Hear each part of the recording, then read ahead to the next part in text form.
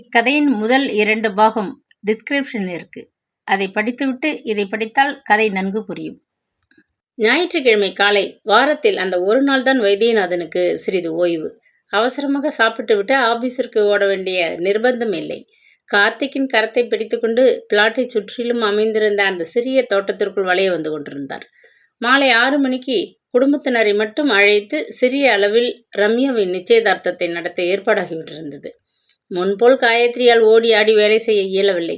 அதனால் அந்த வைபவத்திற்கு வேண்டியவைகளை செய்து முடிக்க அவள் ஒரு சமையல் ஆளையை நியமித்திருந்தாள். அந்த அம்மாள் பருப்பு தேங்காய்க்கு வெள்ளப்பாகு காய்ச்சும் வாசனை பின் வராந்தாவிலிருந்து வீடு முழுவதும் பரவி கொண்டிருந்தது. குளித்துவிட்டு வேறு உடுத்தி கொண்டு தலையை வாரிக்கொள்ள அறைக்குள்ளே சென்ற சகுந்தலா வழியில் சமையல் அறையை எட்டி பார்த்தாள். அங்கே வேறு ஒரு வாசனை தோசைக்கல்லில் அடை காயும் நறுமணம் நாக்கிலே நீர் சுரக்கச் செய்தது. மன்னி, எனக்கு பிடிச்சதெல்லாம் மறக்காம செய்து போட்டு விடுகிறதுன்னு கங்கணம் கட்டி கொண்டிருக்கீங்க இல்லையா? வேடிக்கையாக கேட்டபடி வாயிற்படியில் வந்து நின்றாள். சீக்கிரம் தலையை வாரிக்கொண்டு வா சக்கு. அண்ணா கார்த்திக் எல்லோரையும் அழைச்சிட்டு டிஃபன் சாப்பிடவா. எனக்கு இன்னைக்கு வேலை தலைக்கு மேலே கிடக்கு. ராத்திரி நமக்கெல்லாம் சம்மந்தி வீட்டில் நிச்சயதார்த்த விருந்து தெரியும் இல்லையா? கேட்டுக்கொண்டே காயத்ரி அடையை திருப்பி விட்டு கொண்டிருந்தாள். ஏன் மன்னி, ரம்யாவுக்கு இத்தனை அவசரமா கல்யாணம்? வயசு 19 கூட ஆகலையே. உங்களுக்கு பயம். எங்கே இவளும் சக்கு போல ஏதாவது முடிக்காது கண்களை சிமிட்டினாள். காயத்ரி வேதனையை அடக்கி கொண்டு புன்னகைத்தாள். அப்படி ஒன்றும் இல்லை. உங்கள் அண்ணா இன்னும் 2 வருஷத்தில் ரிட்டையர் ஆகணும். செல்வாக்கும் உடம்பில் தெம்பும் இருக்கும்போதே கல்யாணத்தை நடத்திடலாம்னு யோசனை. வரணும் தாழ்னே வழியே வந்தது. பையன் நல்லா படிச்சிருக்கான். இங்கிலாந்தில் வேலை பண்ணுறான். பெரிய விமலாவின் பிள்ளையின் சிநேகிதன். அவன் சிபாரிசின் பேரில் தான் துணிஞ்சு வெளிநாட்டில் இருக்கிற பையனுக்கு பெண்ணை கொடுக்கிறேன். ஆமாம், வரதட்சணை சீர் இதெல்லாம் உண்டோ? அவர்கள் ஒன்றும் கேட்கல. இருந்தாலும் நாம் பந்ததியை விட்டு கொடுக்க முடியுமா? ஏதோ செலவுக்கு கையில் கொஞ்சம் கொடுக்கலாம்னு யோசனை. அதற்கு பேர் அன்பளிப்பா? நிச்சயதார்த்தத்திற்கு மாப்பிள்ளைக்கு வேஷ்டி, மாலை மரியாதை, சம்மந்தி வேஷ்டி, ரவிக்கை துண்டு, பணம், அத்துடன் பருப்பு தேங்காய், பழம், பாக்கு, வெற்றிலை, திரட்டுப்பால் முதலிய இந்த தர்பார் உண்டல்லவா? கேட்டுவிட்டு குறும்பாக சிரித்தாள் சகுந்தலா. பழக்க வழக்கங்களை சட்டுன்னு உதற முடியலை. அப்படி உதறிட்டா எங்கே வாழ்க்கை சீராக அமையாமற் போய்விடுமோன்னு உள்ளுர ஒரு பயம் ஏற்பட்டது. அதனால்தான் எத்தனை படிச்சிருந்தும் பேச தெரிஞ்சிருந்தும் மீண்டும் மீண்டும் நாம் இந்த பழக்கம் என்கிற போர்வைக்குள் மறைஞ்சிக்கிறோம். வாஸ்தவம் மன்னி. அதையெல்லாம் உதறிவிட்டு முற்போக்கான சிந்தனையோடு கிளம்பும்போது சில சமயம் வாழ்க்கையில் அபஸ்வரம் தட்டத் தொடங்கி விடுகிறது. உதாரணத்துக்கு என்னை எடுத்துக்கோங்களேன் சொல்லிவிட்டு அவள் விற்றென்று உள்ளே சென்று விட்டாள். ஆவேசம் போல் திடீரென்று எழுந்த உணர்ச்சி கொந்தளிப்பில் அவளது உடல் முழுவதும் நடுங்கியது. பழக்க வழக்கம் என்னும் தண்டவாளம் தடம் புரண்டதால் அல்லவா அவளது வாழ்க்கையில் அந்த பயங்கர பிரச்சனை. பொங்கிக் கொண்டு வந்த கண்ணீரை அடக்க ஏதோ முயன்றபடி வேகமாக கூந்தலை வாரத் தொடங்கினாள். மொறுமொறுவென்ற முருகலான அடையை சூடாக காயத்ரி தட்டுகளில் பரிமாறினாள். உனக்கு தொட்டுக்கொள்ள வெல்லம் பிடிக்கும் இல்லையா? கேட்டுக்கொண்டே இடித்து பொடியாக்கிய வெள்ளத்தூளை கரண்டியில் அள்ளி ஒரு பக்கம் தட்டுகளில் வைத்தாள். கார்த்திக் தன் சிறு விரல்களால் அடையை மடித்து ஒடித்து உள்ளே இருந்த வெங்காய துண்டங்களை நீக்கி தட்டின் ஒரு மூலையில் ஒதுக்கி கொண்டிருந்தாள். அதையும் சேர்த்து சாப்பிடு, உடம்புக்கு நல்லது. மாமா செல்லமாக அதட்டினார். எனக்கு வெங்காயம் பிடிக்காது என்றான் சிறுவன். ரொம்ப அவசரக்காரன். அண்ணா சிரித்தார். எல்லோரும் கூட சிரித்து விட்டார்கள். சகுந்தலாவால் சிரிக்க முடியவில்லை. அவளது சிந்தனைகள் விரைவாக எங்கேயோ ஓடிவிட்டன. தலையை குனிந்து கொண்டு தட்டில் கிடந்த அடையை மெல்ல பெற்று ஒரு சிறு துண்டை வாயில் போட்டு மெல்லும் பாவனை செய்தாள். இப்பொழுது இந்த நிமிஷம் நடப்பது போல் அந்த சம்பவம் அவள் நினைவில் பசுமையாக எழுந்து நின்றது. அப்பொழுது அவள் நகரத்தில் இருந்த அந்த பெரிய தனியார் மருத்துவமனையில் வேலைக்கு சேர்ந்திருந்தாள். அண்ணாவின் நண்பர் ஒருத்தரின் பலத்த சிபாரிசினால்தான் ஹவுஸ் சர்ஜன் பயிற்சி முடித்த கையுடன் அவளுக்கு அங்கே வேலை கிடைத்தது. 500 ரூபாய் சம்பளம். காலை 7 மணியிலிருந்து மாலை 6 மணி வரை கடும் உழைப்பு. அவள் அலுத்து கொள்ளவில்லை. தொழில்நுட்பங்களை பயில வேண்டும் என்ற ஆர்வம் உற்சாகத்துடன் வேலை பார்த்து வந்தாள். அங்கு வேலைக்கு வந்த மறுநாளே கேள்விப்பட்டாள். அறுவை சிகிச்சை நிபுணர் என்று அந்த பகுதியில் புதிதாக வேலைக்கு அமர்த்தப்பட்டிருக்கும் டாக்டர் கோவிந்தராஜன் MS மிகவும் கர்வம் பிடித்தவன் என்று. தனக்கு கீழ் வேலை செய்கிற மற்ற மருத்துவர்கள் அவனுக்கு துச்சமாம். வசதியான குடும்பத்திலிருந்து வருகிற திமிராம் இத்தியாதி. பிரசவ கேசுகள் பார்க்கும் பகுதியில் அவள் பணிபுரிந்து கொண்டிருந்ததால் அவனை பார்க்கவோ அவனிடம் பேசவோ அவளுக்கு வாய்ப்பு இருக்கவில்லை. ஒரு நாள் காலை கூட வேலை செய்த நர்ஸ் ஓடி வந்து காதுகளில் கிசுகிசுத்த போதுதான் அவள் மாடியிலிருந்து பிரசவ வார்டு ஜன்னல் வழியே வெளியே எட்டி பார்த்தாள்.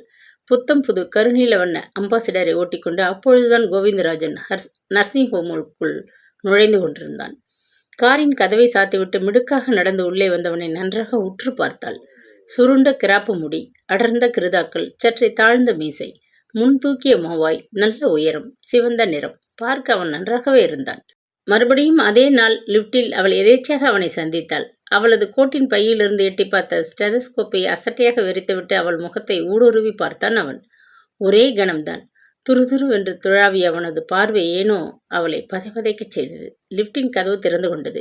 அவன் கையை அமர்த்தி அதை நிறுத்திவிட்டு அவளை உல்லாசமாக பார்த்தான். 2வது மாடி. இங்கேதானே நீங்க போகணும்? அவள் திகைத்து போனாள். பிரசவ வார்டுகளில் அவள் வேலை செய்வது அவனுக்கு எப்படி தெரியும்? இதென்ன கேள்வி? அறுவை சிகிச்சை பகுதியில் அவன் அமர்த்தப்பட்டிருக்கிறான் என்பதை அவள் தெரிந்து கொண்டிருப்பது போல் அவளை பற்றி அவனும் தெரிந்து கொண்டிருக்கலாமே.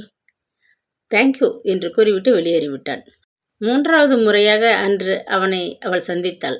அன்று மாலை அவர்கள் அனைவருக்கும் ஒரு மீட்டிங் இருந்தது. தலைவர் அங்கிருந்த வைத்தியர்கள் அனைவரையும் மாதம் ஒரு முறை சந்தித்து சிகிச்சை முறைகளை பற்றி விரிவாக பேசுவது வழக்கம். இதுதான் முதன் முறையாக அவன் கலந்து கொள்ளும் கூட்டம். அந்த நர்ஸ் சொன்னது பொய்யல்ல. அவன் பேச்சில் கர்வம் துணித்தது. மருத்துவமனையின் தலைவரிடம் கூட அவனுக்கு மதிப்பு இருப்பதாக புலப்படவில்லை. தன்னுடைய படிப்பு, பட்டங்கள், தகுதிகள் எல்லாம் தலையில் கனமாக வைத்து கொண்டிருப்பவன் போல் பேசினான். முதல் சந்திப்பிலேயே அவனை பற்றி ஏற்பட்ட அபிப்பிராயம் முடிவில் உண்மையாக இருந்துவிட்டதன் அவளது கசப்பான அனுபவம். சில தினங்களுக்கு பின்னர் ஒரு நாள் அறுவை சிகிச்சை பகுதியில் வேலை பார்த்த ஒரு வைத்தியர் லீவு எடுத்துக்கொண்டு விட்டிருந்தார். அன்று வயிற்று வலியால் துடித்த ஒரு சிறுவன் அவசர கேஸாக உள்ளே அனுமதிக்கப்பட்டிருந்தான். உடனடியாக அவனுக்கு ஆபரேஷன் செய்ய வேண்டியிருந்தது. கோவிந்தராஜன் தான் அறுவை சிகிச்சை செய்ய கைகளை கழுவிக்கொண்டு தயாராகி கொண்டிருந்தான். அவனுக்கு உதவி வைத்தியராக இருக்க அவளை தலைவர் அந்த பகுதிக்கு அனுப்பிவிட்டிருந்தார். வயதில் சிறியவன் என்றாலும் அவனுக்கு கையில் திறமை இருந்தது. ஆனால் வார்த்தைகளிலும் நடத்தையிலும் அடக்கம் சிறிதும் இருக்கவில்லை. உதவி செய்ய வந்த வைத்தியர், நர்ஸுகள் எல்லோர் மீதும் எரிந்து விழுந்தான். அன்று ஆபரேஷன் தியேட்டரே அவனது அட்டகாசத்தில் அலறியது. கத்தியா இது? வெண்ணெயை கூட வெட்டாது, நான்சென்ஸ் என்று கத்தியை தூக்கி தியேட்டர் நர்ஸ் முன் விட்டு எறிந்தான். அங்கே என்ன வேடிக்கை? வேலையை கவனியும். உதவி வைத்தியர் ஒருவரே அதட்டினான். டாக்டர், வீட்டு நினைப்பை மூட்டை கட்டி வச்சுட்டு டிராக்டரை சரியாக இழுத்து பிடியுங்கள். உடம்புலே தெம்பே இல்லையா? அப்பப்பா, அவன் படுத்திய பாடு!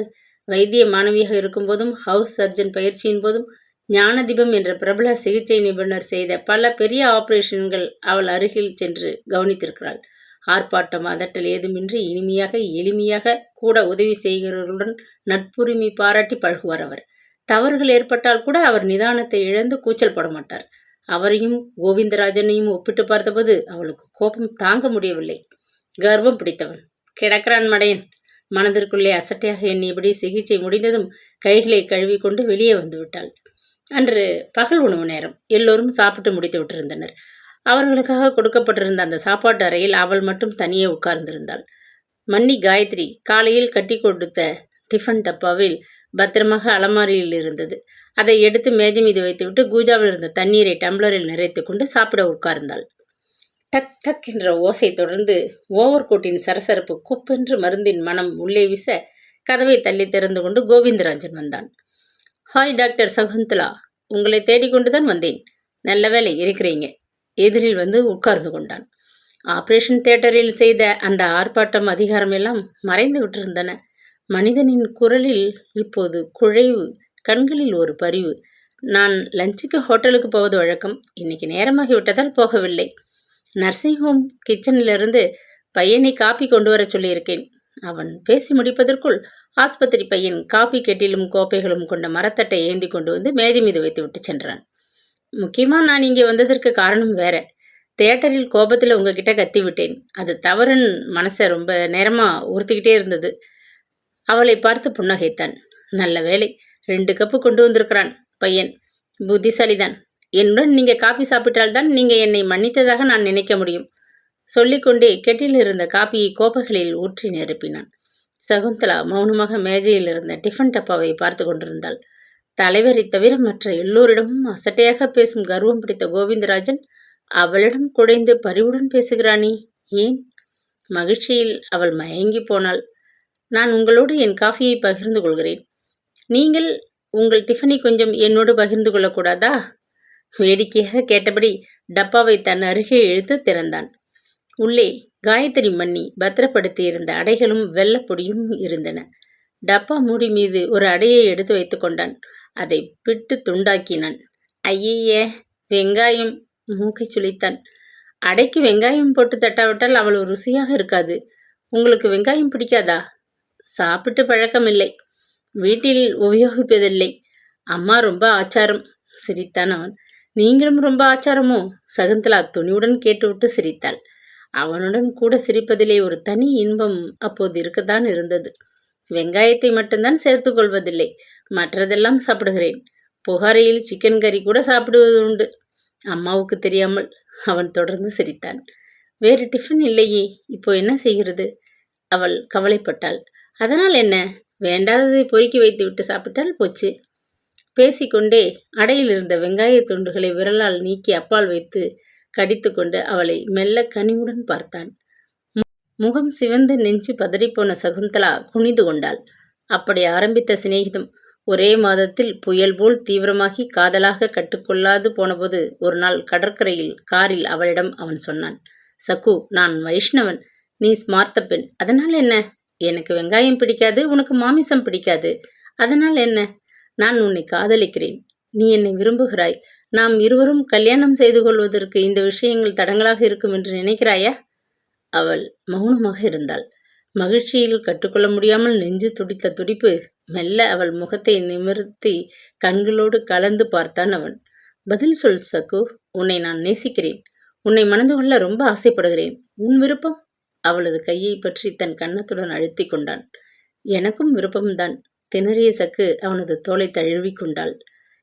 இங்கே பார் சக்கு, உன் பிள்ளை பண்ணுகிறத அண்ணா விளையாட்டாக சொன்னார். அவள் நினைவுகளிலிருந்து திடுக்கிட்டு விழித்து கொண்டாள். தன் சின்ன விரல்களால் வெங்காய துண்டுகளை அடையிலிருந்து நீக்கி தட்டின் ஓரத்தில் வைத்துவிட்டு கார்த்திக் ஒரு சிறு துண்டத்தை எடுத்து வாயில் கடித்து கொண்டு தாயை தன் குறுகுறுக்கும் கண்களால் பார்த்து குறும்பாக சிரித்தான். தூக்கி வாரி போட்டது அவளுக்கு. நெஞ்சிலே சம்மட்டையால் அடித்தது போன்ற அதிர்ச்சி. அவள் சட்டென்று எழுந்து கையை கழுவ குளியல் அறைக்குள் விரைந்தாள். இல்லாவிடில் எல்லோர் முன்னிலையிலும் அவள் அழுது விட்டிருப்பாள். ரம்யா அப்பாவின் சிவப்பு நிறத்தையும் அம்மாவின் மூக்கு விழிகளையும் சக்கு அத்தையின் சுருண்ட அடர்ந்த கூந்தலையும் கொண்டு பிறந்திருந்தாள். ஒடிய ஒடிய உயரம், பருவம் செய்துவிட்ட அழகு வேறு. சில தினங்களில் கல்யாணம் என்ற மகிழ்ச்சியான எதிர்பார்ப்பில் கண்ண கதுப்புகளில் செம்மை காட்ட கண்கள் பளபளக்கப்பட்டு சிலையில் சரக் சரக் என்று அவள் வீட்டுக்குள் வளைய வந்து கொண்டிருந்தாள். நிமிஷத்திற்கு நிமிஷம் கல்யாண கலை கட்டிக்கொண்டு பிரகாசமடைந்த அந்த பெண்ணின் முகத்தை வியப்போடு பார்த்தாள் சகுந்தலா. முன்பின் இந்த பிள்ளையை ரம்யா பார்த்ததில்லை, பேசியதில்லை.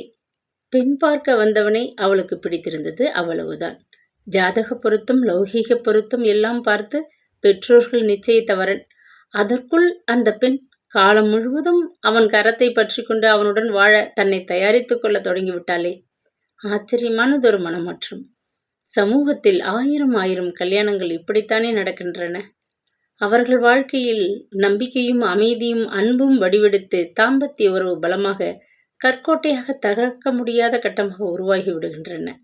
அவளுக்கு கல்யாணம் நடந்தேறியது. பெற்றோர்கள் பார்த்து நிச்சயித்த வரன் அல்ல. அவனை பலமுறை அவள் பார்த்திருக்கிறாள், பேசியிருக்கிறாள், நெருங்கி பழகினாள், காதலித்தாள். இருவரும் மனம் ஒப்பிய பின் திருமணம் நடந்தது. அந்த கல்யாணம் விளையாட்டு சீட்டுகளை வைத்து கட்டிய வீடு. காற்று அடித்ததும் தடதடவென்று விழுந்து உடைந்து விடுவது போல நம்பிக்கை குலைந்து நாசமாகிவிட்டதே. ஏன்? மாப்பிள்ளை வீட்டுக்கு போகும் முன் காரில் வந்து இறங்கினாள் விமலா அக்கா. நாத்தனாரை கண்டதும் காயத்ரி ஓடி வந்து வரவேற்றாள். ரம்யா, பெரிய அத்தைக்கு பூ கொண்டு வந்து கொடு, உத்தரவிட்டாள். கட்ட விழுந்த வீடு நிறைய மனம் பரப்பிய முல்லை பூப்பந்தை தட்டிலிருந்து தூக்கி கொண்டு வந்தாள் ரம்யா.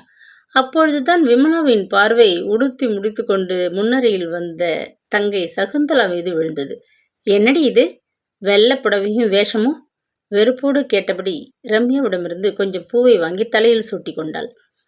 என் நிலைக்கு தக்க வேஷம். ஏளனமாக தங்கை சொன்னதை அவளால் ஏற்க முடியவில்லை. அசடு வழியாதே, தலையில் கொஞ்சம் பூ வச்சுக்கோ, உனக்கு முல்லை பூவுனா ரொம்ப பிடிக்குமே.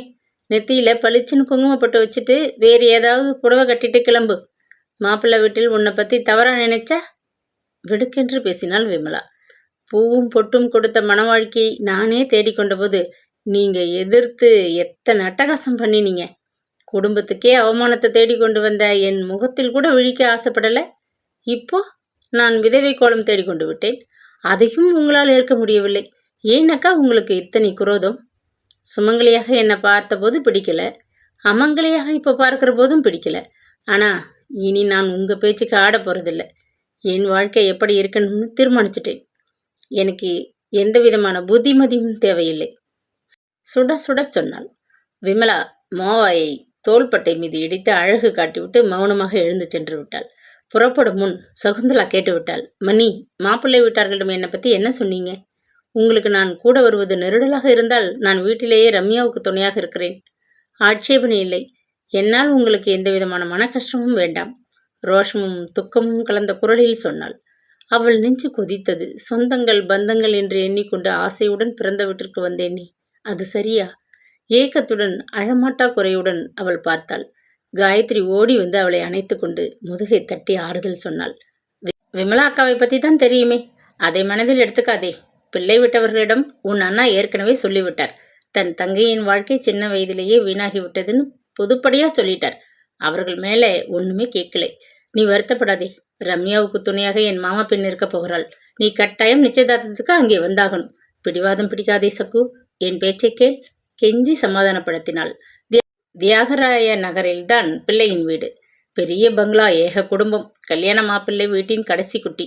நிச்சயதார்த்த வைபவமே கல்யாணம் போல் திமிலோகப்பட்டது. பசையுள்ள குடும்பம். பட்டும் வைரவுமாக பெண்கள் மின்னினர். வெள்ளை ஜிப்பாவும் வேட்டியுமாக ஆண்கள் உலாவினர்.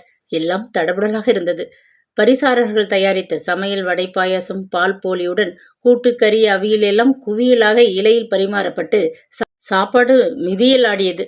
அண்ணா பெரிய இடத்தில் போய் தலையை கொடுத்திருக்கிறாரே என்று உள்ளூர கவலைப்பட்டாள் தங்கை. அன்று இரவு வீடு திரும்பிய பின்னர் அண்ணாவுடன் அவள் வெகு நேரம் பேசிக் கொண்டிருந்தாள். சக்கு, கடந்து போன கசப்பான நினைவுகளை நீ மறந்துவிட முயற்சிக்கணுமா? ஒரு சமயம் நீ அந்த நாட்டில் மிகவும் சௌகரியமாக வாழலாம். ஆனாலும் பிறந்த நாட்டிலே உற்றார் உறவினர்களோட ஒட்டி வாழ்றதுல ஒரு தனிப்பட்ட சுகம் இருக்குமா? உறவினர்களிடம் பகை ஏற்படலாம். தண்ணீரை அடித்தா தண்ணீர் விலகாது. அதுபோல இன்னைக்கு மனம் வருந்தராப்புல பேசிக்கொள்வோம், நாளைக்கு கூடிக்கொள்வோம். உலக இயல்பு. இதையெல்லாம் நீ பாராட்டக்கூடாது. பண்ணி பண்ணி சொன்னார். உறக்கமில்லாது அவள் படுக்கையிலே புரண்டாள். ஆப்பிரிக்க நாட்டிலே அவள் அப்படி ஒன்றும் பணத்தை கொள்ளையாக சம்பாதித்து விடவில்லை. வெளிநாட்டில் பிழைப்பை தேடிக்கொண்டு செல்லும் அநேகர் அனுபவித்த சில உண்மைகளை அவளும் புரிந்து கொண்டிருந்தாள். இக்கதையின் தொடர்ச்சி நாளை தொடரும்.